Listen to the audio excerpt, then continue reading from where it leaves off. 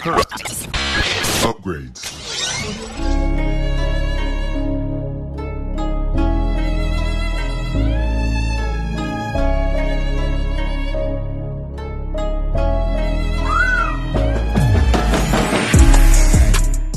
Hey everybody, this is Jorge from Team JVS, and we have the honor of interviewing and speaking with today none other than Timothy Woodward Jr.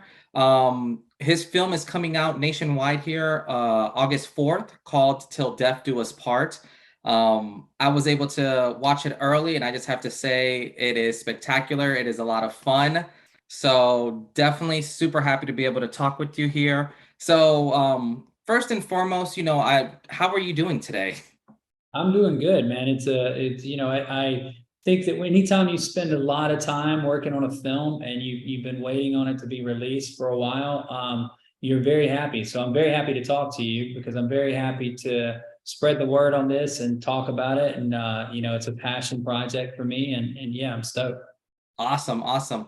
So one of the things that I did want to dive into kind of quickly was this movie, and I guess depending on how you view it, it's shot in such tight quarters at all times, but you somehow made it feel very large and open and airy, and especially with a lot of the fight scenes where you have such close combat, but I always felt like I was part of the fight, but it's like never in danger type of stuff. So wanted to ask, I guess, how did you shoot some of these scenes? Because I know, especially with, like, I know there's a couple scenes that are shot like in a bedroom or like in the cellar and all that, where it's just such a tight spot where you're still able to make it feel like such a large arena for, these two actors to kind of duke it out.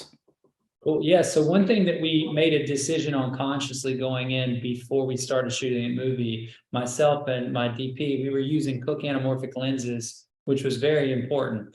But we picked up a spherical 12 millimeter lens too that we would use for some of the fight scenes that had a feel to it, but it would allow us to capture everything really wide and move back handheld. And since we didn't have to use stunt doubles, and we had people who knew how to train, fight, do that stuff, and we did some good choreography, we were able to move around them in a way that made it feel like a dance, that you were a part of it in the close quarters, but wide, so you didn't have to see inserts of punches and kicks and fast cuts, that we could actually let the scene play out and it looked cool. No, it definitely did. And it was one of those things where I really appreciated not having, I guess, kind of like the shaky cam syndrome when you're looking at some of these fight scenes. And it felt so crystal clear throughout. I did want to kind of go into that in terms of choreographing. I know, like the Best Man Cam, he's done plenty of, fight movies and things like that. And Natalie as well. I guess, how was it directing those two? Because I think, their fight scene, and especially the fight scene at the end, was probably some of the most intense, and definitely was, I think you said it best, almost like a dance, like a nice choreographed dance between both of these characters. How was it, I guess, directing them and making sure that they were always in the right position in order to be able to, I guess, kind of execute your vision?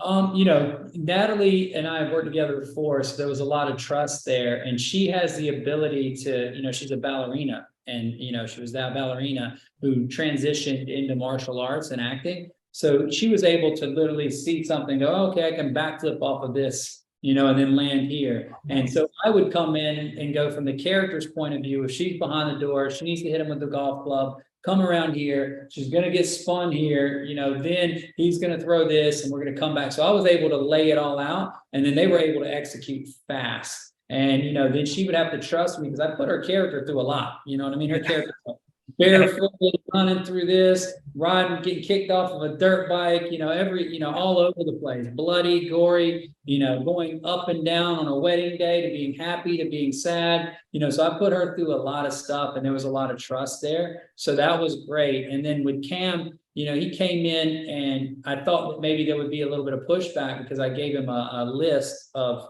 what to listen to as far as a playlist that I put together of this 1950s music.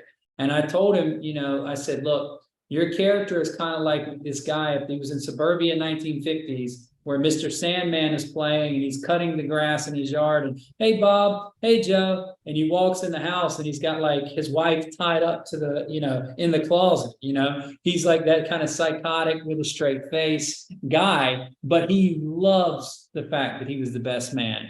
And his whole goal right now in life is to be the best man possible. And that alone set it off. And he just opened up, man. And it was so easy and cool to work with him because he was just into it. And him and Natalie, when they went at it, we were supposed to shoot that scene over 7 hours, but they had done a scene before this where they were like really into it. So I said, guys, we got an hour left of like nighttime. We're going to wait till tomorrow. And they both wanted to jump in and do it. And so that entire scene with them was shot in 1 hour because they were both so into it that they didn't miss a beat. I mean, we literally got it in like 3 or 4 takes and in a few angles because they were just ready to go. And I was like, okay, you know what? And there was honestly one take that we did. I think it was take 1 or 2 that I could have used that entire take without cutting. And wow. That dope. So I just enhanced it with some of the other cuts a little bit, but it was really good. They did a good job. Oh, that's awesome. And you touched a little bit on it, which I wanted to touch on, was the music selection. Because I thought the music in this was phenomenal. And just kind of throughout, just kind of hearing the music and how well it fit to like the tone of the movie. I guess my question to you is that something that you kind of handpicked already? Or was that something that like you and the team kind of were working through, or you guys had different options of songs? Because some of them, I mean, just nailed it 100%. So just kind of want to get your take on that. A lot of that, I had a playlist ahead of time that had a lot of, Frank Sinatra and the Rat Pack. A lot of, I had Rock and Robin. I had Johnny B. Good. I had, some upbeat rock and roll stuff. I had little bitty pretty one, Mr. Sandman. A lot of these songs were in there. I had to replace some of them with songs that sounded like that. So they had like a feel to it. Bubblegum, but they weren't popular. But I was able to license some of the popular ones as well. And some of them, like Rock and Robin, were exactly what I had since the beginning and was playing that track actually for the actors before the fight started. So they knew the dance of it, where it was going to be a dance. So when she's grabbing the books and it's going to the beat, it's Rock and Robin, boom, boom, boom, and it's Rock and Robin, do, do, do, do. So, we changed those up because I was like, this is going to be this style of fight. And that was one of the things, was finding the balance with all of the fights to make them feel different and unique. Oh, that's awesome. And then final question that I have for you. So within the movie, there's this kind of time jumping aspect of it, which I completely loved.